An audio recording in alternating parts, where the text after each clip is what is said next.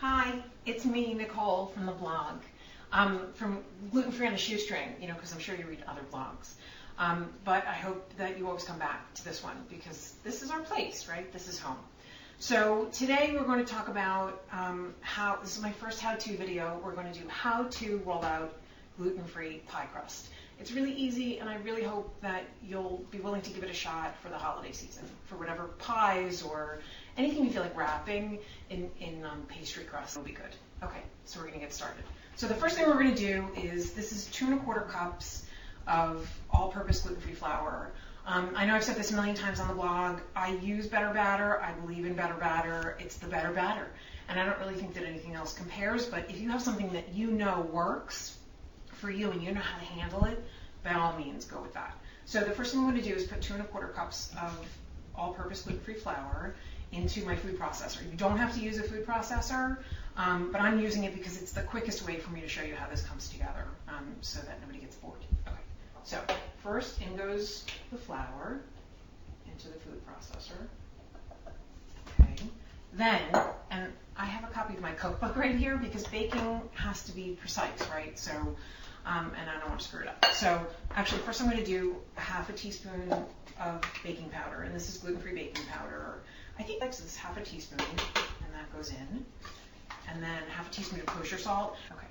And then I'm going to put in, because we're making a sweet pastry crust, I'm going to put in some confectioner sugar. You really, even if it's a sweet pastry crust, you really can omit this if you don't want to use more sugar, but I like to use it. And then I'm going to turn this on, and you might want to cover your ears because it might be a little loud. I'm just going to make sure I mix it together, especially whenever you're using baking powder.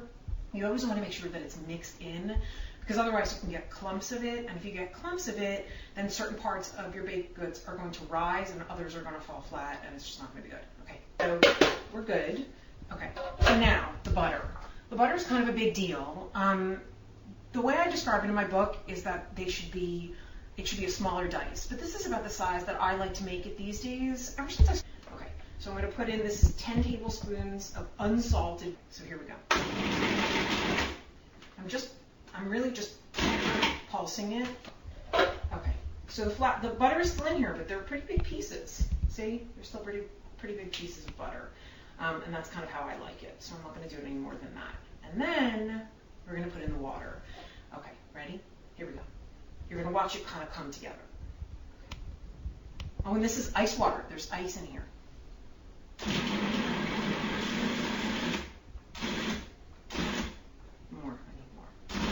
At this point, I'm actually just going to pulse it without putting water in to see how it's doing. We're going to dump it out. Okay, it's a little bit wet. I would definitely say it's a little bit on the wet side, but that's okay. It's actually the way I prefer it. So I just kind of patted them into squares, and I'm going to fold them up into the plastic wrap and into the refrigerator. They're going to go. Okay. Okay. Here's another one that I made just earlier this morning. And then I roll it out in between sheets of parchment paper. I haven't dusted this with any flour, but I do have some extra flour right here. I'm going to dust it a little bit with some extra flour, just a little bit. And actually, I have a piece of paper that I had already pouring. I'll put this down here. What I do at first is I actually just press down the pie dough in with the rolling pin like this, just to start to get it into a different shape. And the reason I'm just going to roll it out. I tend to roll it into a loose rectangle shape so that I can fold it a little bit. So it's kind of loosely in a rectangle now, and all I'm going to do is just fold it in on itself. I like to fold over the paper. That's one of the great things about using paper. Fold it in on itself like that, like a lead pastry. Okay. So now I'm going to roll it out a little bit. And I want you to see how easy and how well it's coming together. You want to roll it until it's about the thickness of a nickel, which is about 1/8 of an inch. You really don't want to roll it too thin because it'll burn. And I would rather err on the side of it being a little bit thick than it being a little thin. So now you can see it's starting to stick just a little bit. So what I do is I roll this back and I sort of make sure I just pat it down as I'm pulling it back rather to make sure that it doesn't pull anything apart. So you can see it's coming together. If something gets too thin, I often will feel around to see the thickness. I can feel that it's a little bit thick over here and it's a little bit thin over here. I probably just pull down a little bit. And I do this with pizza dough all the time. I do this with any dough that I roll out. It's a little bit thin on the side and that tends to happen. No problem. Just roll it, just fold it in, right? And then we're going to roll it out again. And that's it. Really tough. That's about the thickness that you want. And you can feel it with your hands if there's a uniform thickness.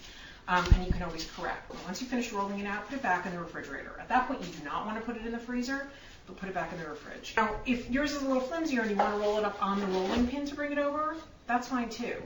Or if you don't have time to chill it, you can just roll it on the rolling pin. And then you unroll it into the pan. And then I usually push the sides in so that I don't crack it on the bottom, but if I do crack it on the bottom, it's really not a big deal.